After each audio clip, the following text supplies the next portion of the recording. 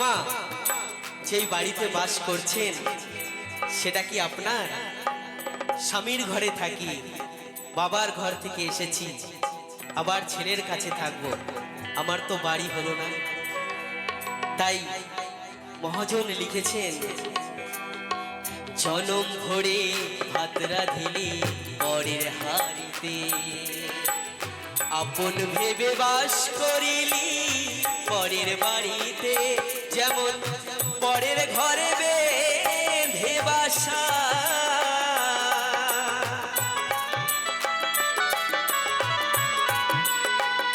যেমন পরের ঘরে বেঁধে বাসা,